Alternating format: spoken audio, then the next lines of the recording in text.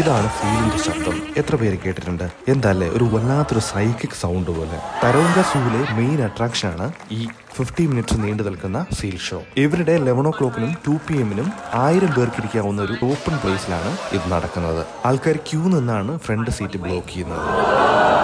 Music ഒക്കെ ആയിട്ട് guide വന്ന് ഹാൻഡ് ഗസ്റ്റേഴ്സ് ഒക്കെ കാണിച്ച് കുഞ്ഞു ഫിഷ് ട്രീറ്റ് കൊടുത്താണ് സീലിനെ കൊണ്ട് ഓരോന്ന് ചെയ്യിപ്പിക്കുന്നത്. ട്രെയിനേഴ്സുമായിട്ടുള്ള ആ ബോണ്ട് നമുക്ക് ഫീൽ ചെയ്യാൻ കഴിയും. ഭയങ്കര ക്യൂട്ടാണ് കേട്ടോ ഇതിന്റെ ആക്ഷൻസ് കാണാൻ.